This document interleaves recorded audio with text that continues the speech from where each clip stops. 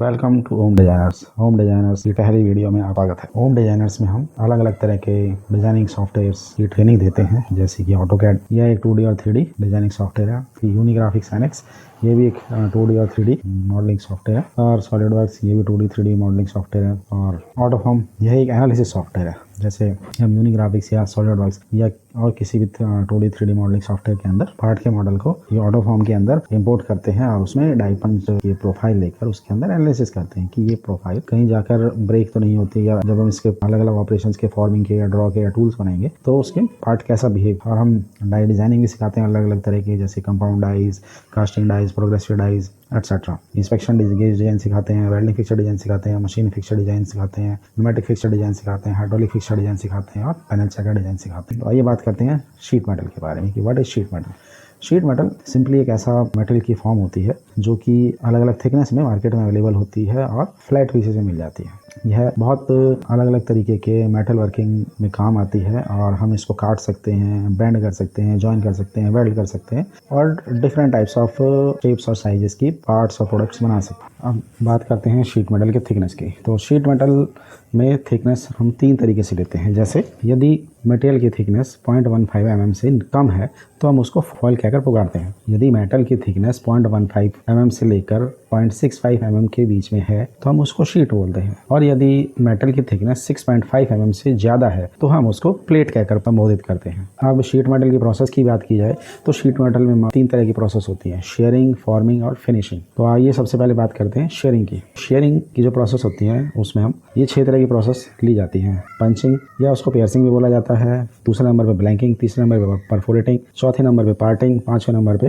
Notching और 6ठे number पे lensing. अब जो पंचिंग है उसके अंदर हम डाई और पंच की सहायता से शेयर करते हैं मेटल को, और जो पोर्शन बाहर की तरफ बचा रह जाता है वो हमारा पार्ट होता है, और जो अंदर की वाला पोर्शन होता है उसको डिस्कार्ड कर दिया जाता है और उसको स्क्रैप भी कर सकते हैं। ब्लैंकिंग की प्रोसेस के अंदर डाई और पंच की सहायता से मेटल को शेयर किया जाता है और जो आउटर पोर्शन होता है उसको डिस्कार्ड कर दिया जाता है और जो इंटरनल पोर्शन होता है वो हमारा ब्लैंक होता है। अब परफोरेटिंग में हम नंबर ऑफ होल्स करते हैं सिमिलर तरीके के एक शीट के अंदर और उसको एज पर कस्टमर रिक्वायरमेंट के हिसाब से परफोरेशन शीट बनाते हैं। पार्टिंग, किसी शीट को या पार्ट को हम जब सेंटर में से या किसी पर्टिकुलर एरिया में से काटते हैं और उसको हम 2 या 2 से ज़्यादा पार्ट बना देते हैं तो उसको हम पार्टिंग कहते हैं। ऐसे ही नोचिंग के अंदर जो स्ट्रिप या पार्ट के कॉर्नर के अंदर से कहीं से कुछ मेटेरियल काट के निकाला जाता है तो उसको नोचिंग कहते हैं। लेंसिंग के अंदर हम पार्ट के किसी कॉर्नर में या बीच में से कुछ एरिया कट करते हैं, लेकिन वो कटिंग क्लोज प्रोफाइल में नहीं होती, जिसकी वजह से वो मटेरियल जो होता है वो हमारे मेन पार्ट से या शीट से बाहर नहीं निकलता है और वो उसी में ही उस नॉन कट एरिया की वजह से उसी के साथ अटैच रहता है। अब जैसा कि हम पिक्चर के अंदर देख पा रहे हैं, पहले पिक्चर के अंदर पंचिंग प्रोसेस का दर्शाया गया है, जिसके अंदर बाहर वाला जो नीला हिस्सा है वो हमारा पार्ट हो गया और जो अंदर वाला जो व्हाइट हिस्सा हमने काट के निकाल दिया उसको हमने स्क्रैप भी कर सकते हैं या किसी दूसरे पार्ट को बनाने के लिए भी यूज किया जा सकता है और इसको हम पंचिंग ऑपरेशन बोलते हैं। लेकिन सेम अगर हम अंदर वाला काट के निकाल देते हैं और बाहर वाले को हम यूज़ करते हैं तो इसको ब्लैंकिंग ऑपरेशन बोला जाता है, जिसमें हमारा ब्लू एरिया जो है हमारा वो पार्ट हो गया और जो व्हाइट एरिया वो हमारा डिस्कार्डेड मेटल हो गया या स्क्रैप भी कह सकते हैं उसको। ऐसे ही आगे हमने जैसे स्ट्रिप के अंदर से एक व्हाइट एरिया काट के निकाल दिया तो इसको हम पार्टिंग बोलते हैं। ऊपर परफोरेशन दी हुई है जिसके अंदर कुछ होल हमने काट के निकाल दिए हैं, काट के मटेरियल अलग कर दिया और ये परफोरेशन हो गई। ऐसे ही नीचे की तरफ आप देखें तो नोचिंग में हमने कुछ कट लगाए हुए हैं मटेरियल के साथ में और इसको हम नोचिंग बोलते हैं और ये कट और शेप किसी भी तरीके के हो सकते हैं। ऐसे ही लेंसिंग के अंदर हमने कुछ एक एल शेप में काटा है पार्ट को और जो अनकट मटेरियल है उसकी वजह से वो मटेरियल अभी भी पार्ट के साथ जॉइन है। स्लिटिंग के अंदर हम क्या करते हैं कि लंबे रोल को हम अपनी रिक्वायरमेंट के हिसाब से थिकनेस में काटते हैं। आगे आते हैं हम फॉर्मिंग प्रोसेस। फॉर्मिंग प्रोसेस के अंदर सबसे पहले हम लेते हैं बेंडिंग प्रोसेस में। इसके अंदर जो पार्ट है हमारा वो बेंड किया जाता है डिजायर्ड शेप में और विदाउट फेलियर। जैसे कि आप पिक्चर में देख सकते हैं, बेंडिंग ऑपरेशन के अंदर डाई ब्लॉक ऊपर से प्रेशर प्लेट से पार्ट को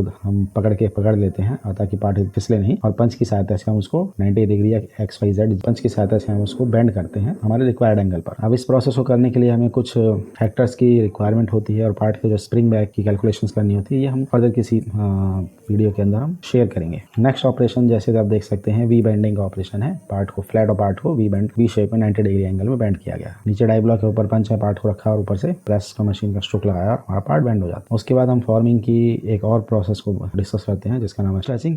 स्ट्रेचिंग के अंदर भी जो पार्ट होता है उसको विदाउट फेलियर स्ट्रेच किया जाता है और अपना डिजायर्ड पार्ट बनाया जाता है। जैसे कि आप पिक्चर में देख सकते हैं, डाई ब्लॉक रेड कलर में दिखाया गया और ब्लू कलर में 2 पुलर्स दिखाए गए हैं। जो पुलर क्या काम करते हैं, शीट को होल्ड करते हैं और उसको डाई ब्लॉक के अगेंस्ट में स्ट्रेच करते हैं, जिसकी वजह से हमारा जो पार्ट है वो बनकर तैयार हो जाता है और उसकी हमारे रिक्वायर्ड शेप आ जाती है। नेक्स्ट में हम डिस्कस करते हैं ड्राइंग ऑपरेशन। जैसे पार्ट को हम ड्रॉ करते हैं रिक्वायर्ड प्रोफाइल में और हम अपना रिक्वायर्ड पार्ट बनाते हैं विदाउट फेलियर। जैसे कि आप ड्राइंग में देख सकते हैं, ऊपर ब्लैंक दिखाया गया है और नीचे उसके ड्रॉ पार्ट दिखाया गया है। ये ड्रॉ ऑपरेशन है जिसके अंदर पार्ट को रिक्वायर्ड शेप में फॉर्म किया गया, ड्रॉ किया गया। फॉर्मिंग ऑपरेशन का नेक्स्ट ऑपरेशन है रोल फॉर्मिंग। इसके अंदर पतली और लंबी कम विड्थ की पतली थिकनेस की शीट को अलग अलग रोलर्स के अंदर से गुजारा जाता है रिक्वायर्ड शेप को पाने के लिए। और इसमें हम स्टेनलेस स्टील, MS और एल्यूमिनियम या और भी कई तरीके के मेटल के चैनल्स को बनाने के लिए इस प्रोसेस का यूज करते हैं। अब जैसे कि आप फोटो के अंदर देख सकते हैं, हमारी रेक्टेंगुलर स्ट्रिप को, पतली स्ट्रिप को जब हम अलग अलग रोलर्स में से गुजारते हैं तो उस रोल की शेप चेंज हो जाती है और आखिर में जाके हमें एक यू शेप का चैनल मिलता है। हम इसको यू शेप के अलावा भी और भी कई तरह की शेप्स में इसको बैंड कर सकते हैं। हम इसमें कॉलर बैंड कर सकते हैं और जैसे जैसे पार्ट की शेप कॉम्प्लेक्स होती चली जाएगी, हमारी प्रोसेस कॉम्प्लेक्स होती चली जाएगी। नंबर ऑफ रोलर्स और उनकी शेप्स और भी चेंज होते चले जाएंगे। इसके बाद हम डिस्कस करते हैं फिनिशिंग ऑपरेशन। पार्ट को बनने के बाद उस पर पेंट किया जाता है, प्लेटिंग की जाती है, पाउडर कोटिंग की जाती है या गैल्वेनाइजिंग की जाती है, ताकि पार्ट को हम एटमॉस्फेयर में मौजूद ऑक्सीजन के साथ रिएक्शन करने से रोक सकें और पार्ट को रस्ट लगने से बचा सकें। और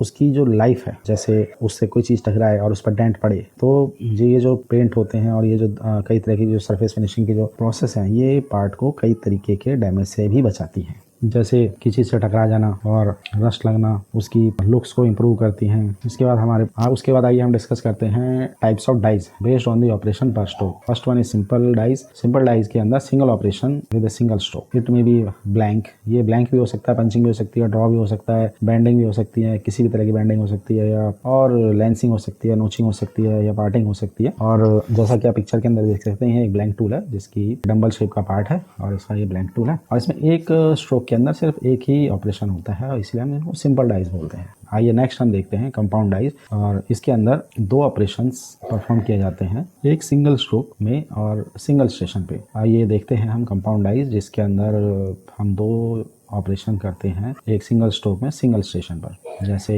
ये अक्सर कॉम्बिनेशन होता है, जैसे ब्लैंक और पंचिंग कर दिया या पंचिंग और ट्रिमिंग कर दिया या पंचिंग और स्टैंप लगा देते हैं या ब्लैंक और स्टैंप लगा देते हैं। तो इस तरीके के हम कंपाउंड ऑपरेशन करते हैं।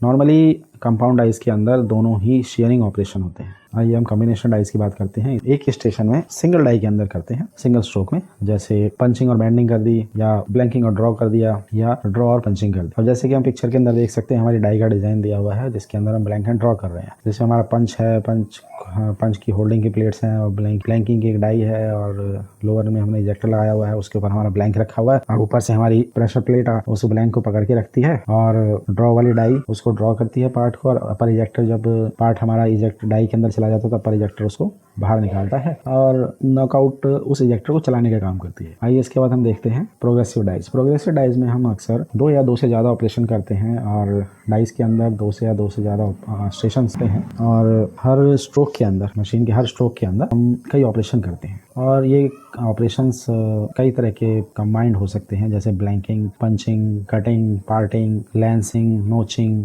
फॉर्मिंग, बेंडिंग, ड्रॉ और या फिर ये सभी भी कंबाइंड हो सकते हैं किसी रिक्वायरमेंट के साथ। देखिए जैसे अब पिक्चर में हमारा एक छोटा सा पार्ट दिखाया हुआ है और इसको हमने 13 स्टेशन बनाकर हमने अपना पार्ट को कंप्लीट बना दिया है। इसके बाद आप देख सकते हैं इसके अंदर हमने 7 स्टेशन लिए हुए हैं जिसके अंदर हम अपना पार्ट बना रहे हैं। एक ड्रॉ की डाई ये भी है जिसके अंदर हमने 7 स्टेशन में पार्ट को कंप्लीट कर रहे हैं, जिसके अंदर हम 5 स्टेशन में एक कवर क्लच का पार्ट बना रहे हैं। एक ये डाई है जिसके अंदर जिसमें हम 2 लाइन चलाते हैं, एक ब्लैंक लैमिनेशन की जो कि मोटर के अंदर कॉइल को होल्ड करने का काम करता है। इसमें भी आप देख सकते हैं हमने 6 स्टेशन लिए हुए हैं जिसमें से कुछ ब्लैंक है और कुछ में हम पार्टिंग और ब्लैंकिंग और पंचिंग कर रहे हैं। हम जो डाइज हैं उनको मटेरियल के बेस पर भी डिवाइड कर सकते हैं, जैसे प्लेट डाइज हो गई, ब्लेड की डाइज हो गई और कास्टिंग की डाइज हो गई। और इसके बारे में हम अपने नेक्स्ट पार्ट के अंदर डिस्कस करेंगे। और जैसा कि आप देख सकते हैं, आपने हमारा नंबर पेज पर शो हो रहा है ऊपर और नीचे की तरफ, और इसमें मेरा पर्सनल नंबर दिया हुआ है और इस पर आप कॉल करके